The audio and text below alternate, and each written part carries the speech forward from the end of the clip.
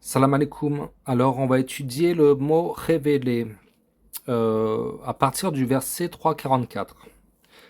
Et ça va être intéressant parce que souvent, dans certaines traductions sunnites, parfois ils mettent inspiré. Parfois, par-ci, par-là, ils mettent inspiré. Alors que révélé et inspiré, ça n'a rien à voir. Et on va prendre environ 7-8 versets du Coran et vous allez comprendre c'est quoi en fait révélé. Ok? Et on va commencer par le 3,44 et on va enchaîner. Déjà, le 3,44, il y aura deux autres versets qui vont confirmer le 3,44, qu'une révélation, c'est quoi. Et après, je vais vous montrer la, la pensée de Sam Guerin, c'est qui a fait, en fait, c'est lui qui a fait. Je me base sur ses travaux, en fait. Donc 3,44, juste le début, hein. Ce sont là des nouvelles de l'inconnaissable que nous te révélons. Ah d'accord, donc une révélation, hein, quand Dieu nous révèle quelque chose, c'est quelque chose qu'on ne connaît pas. Et donc là, j'enchaîne sur l'explication de Sam Guerens, hein. Donc c'est quoi? C'est le nom wahi et le verbe awa, ok. Bon, je traduis vite fait de l'anglais. Lui, pour lui, wahi, hein, donc révéler, ça fait référence à un transfert de savoir d'un royaume à un autre, donc de la transcendance, donc du royaume de Dieu, donc la transcendance, tout à ce royaume terrien, donc ce royaume temporel qui est un royaume matériel. Donc c'est une transférence, okay, un transfert de savoir. Et donc là, on va aussi, donc le 3,44 qu'on a vu, et on va voir le 11,49. Donc le 11,49 confirme en même temps le 3,44. Voilà quelques nouvelles de l'inconnaissable que nous te révélons. Tu ne les savais pas, ni toi ni ton peuple avant cela. Sois patient, la fin heureuse sera pour les pieux. C'est comme si Allah révèle, par exemple là dans ce cas, c'est l'histoire de Noé. Donc moi, l'histoire de Noé, j'en connais que ce que dit Dieu dans le Coran en fait. Même ce qui est marqué dans la Bible, c'est pas fiable à 100%. Donc comme le Coran c'est une révélation, et je ne connais l'histoire de Noé, hein, tout comme peut-être le prophète Mohammed connaissait l'histoire de Noé qu'à partir de la révélation coranique. Donc voilà quelques nouvelles de l'inconnaissable que nous te révélons. Donc c'est par exemple, je ne connais l'histoire de Youssouf que ce que raconte Dieu dans le Coran. Puisque même si dans la Bible ça ressemble à 95%, mais je peux pas trop m'y fier. Et des fois, il y a des trucs qui diffèrent dans la Bible. Donc, l'inconnaissable, c'est en fait une révélation, c'est quelque chose que tu ne connais pas et que Dieu t'instruit. Voilà, en fait, c'est une instruction aussi. C'est un savoir que tu ne connais pas, une instruction. Et donc, une révélation, c'est aussi une communication. C'est une information que Dieu te révèle, te communique. Donc là, on retourne à son explication. Et d'ailleurs, il le dit vers la fin de son explication, c'est qu'il y a une consonance entre la révélation et l'instruction. On va voir par la suite avec certains versets. Alors, il dit toutefois... Voilà, attendez. Ah oui, parce que les traditionalistes se focalisent sur l'inspiration, entre l'inspiration et la révélation. Ok. Bon, je fais un petit point là, et c'est vrai que malheureusement, les traditionalistes, c'est un peu comme ils sont vachement inspirés, hein, c'est le cas de le dire, par le côté un peu bibliste, au final, l'esprit bibliste. Parce que dans la Bible, c'est beaucoup des textes inspirés, hein, tout comme les évangiles, enfin, beaucoup de textes dans la Bible, c'est inspiré, c'est humain en fait.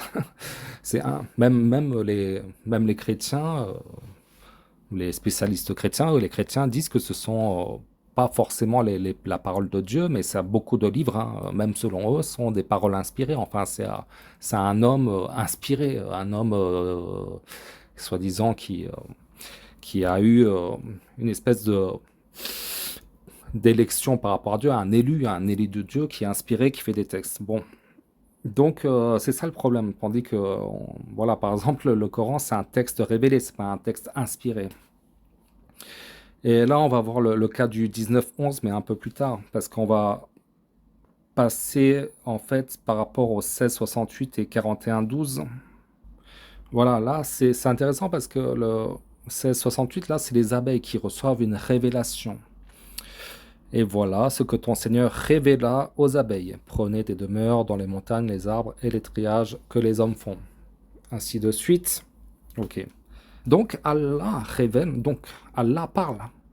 Là, parle, parle. Là, il y a entre guillemets, prenez des demeures. Voilà, des demeures. Donc il instruit en parlant, il révèle. Donc une révélation, c'est aussi une instruction, des ordres, une consigne. Voilà.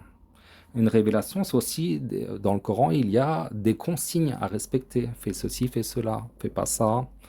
Voilà. Tout comme dans le 41-12, il décréta d'en faire 7 cieux en 2 jours et révéla à chaque ciel sa fonction. Ouais, voilà, on va s'arrêter là, mais il me semble qu'il y a un verset, donc là, Allah révèle euh, aux cieux, et voire même à la terre, aux 7 cieux là, pour le coup. Et on voit même dans le verset au-dessus, le 41-11, il dit, hein, Allah dit, venez tous deux, bon gré, mal gré. Tous deux dire, nous venons obéissants. Donc Allah révèle, donc révéler, c'est un processus de communication. Donc Allah parle aux cieux et à la terre, tout comme il a parlé aux abeilles. Ok, donc une révélation, c'est forcément une communication entre le royaume divin et le royaume terrien, donc les humains, les animaux, la terre et les cieux, enfin le royaume temporel. Et là, c'est un verset un peu étrange parce que pour le coup, Hawa, c'est bon, 19-11. Donc là, c'est Zacharie hein, qui, Allah lui dit, tu ne pourras pas parler en gros pendant 3 jours. Et après, le 11, c'est il sortit donc du sanctuaire vers son peuple, puis leur fit signe de prier matin et soir. Là, ils ont mis leur fit signe alors que c'est le verbe Hawa. Donc là, je vais mettre la translittération. Donc on voit Hawa, ok. Donc, c'est-à-dire, puis leur révéla de prier matin et soir. Alors, soit ça ne peut pas être leur fit signe, parce qu'en en fait, c'est leur révéla de prier. Mais comme au-dessus, c'est marqué qu'il ne pourra pas parler pendant 3 nuits. Alors, est-ce que le problème, c'est est-ce que Zacharie tout de suite a perdu la parole, soit il a perdu la parole quelque temps après être sorti du sanctuaire. En tout cas, si, admettons qu'il était muet, il aurait pu faire des signes, puis leur fait signe, leur révéla en faisant des signes. Bon. En tout cas, il y a une forme de... quand un sourd-muet communique avec toi, voilà, c'est de la communication. Il communique avec ses doigts, ses mains, ou des gestes. C'est une forme de révélation, une forme de communication. Donc, révélation, c'est automatiquement une forme de communication, de consigne, d'instruction. Et donc, ça n'a rien à voir avec inspiration. Ok. Bon, tout ça pour finir, parce que c'est vachement important, parce que on va toujours, depuis que je suis sur YouTube, depuis 5 ans, j'ai connu 3 faux messagers, ou 4, ou enfin, plein de faux messagers. Enfin, c'est pas, il y en a plein qui vont sortir à droite, à gauche, et bon. Alors parfois, certains faux messagers sont assez, voilà, ils auront des arguments, enfin, ils ont cru parce que leur prénom était marqué dans le Coran ou je ne sais quoi. Bon, ils ont des arguments, ils ont réussi à se convaincre avec des trucs un peu ridicules, mais au moins, bon, ils avaient. Et d'autres qui viennent avec des arguments complètement bidons, mais bon.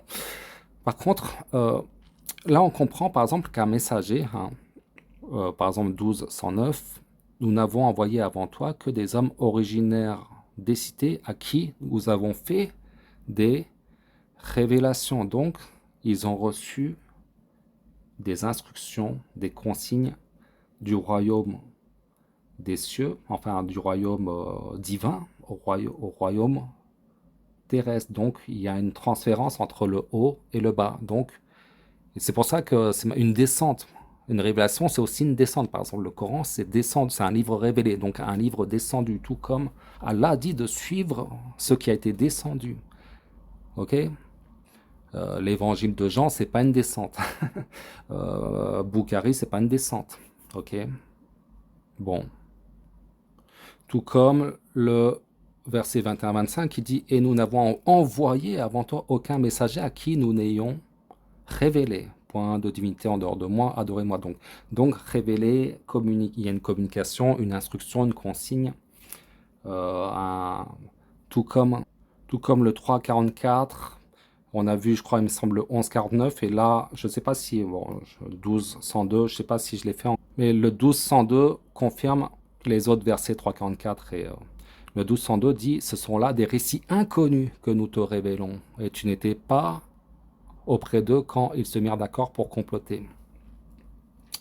Donc, une révélation, hein, c'est quelque chose dont tu n'étais pas au courant, une information. Par exemple, quand je te révèle un secret, voilà, on dit je te révèle un secret. Donc, c'est quelque chose que tu n'es pas au courant, tu sais pas. Je te révèle quelque chose, un secret, une information que tu ne connais pas. Bon, bon, j'espère, je pense qu'on a vite fait le tour. J'ai essayé de faire le plus vite possible. Donc, quand il y a un gars qui se présente comme messager qui n'a jamais reçu aucune révélation, c'est-à-dire aucune communication, soit d'Allah directement par sa voix, soit par Gabriel qui vient toi te désigner messager, te parler.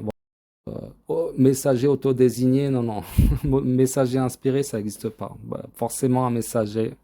Hein. Nous n'avons envoyé avant toi que des hommes originaires des cités à qui nous avons fait des révélations. Donc une communication du royaume divin au royaume humain.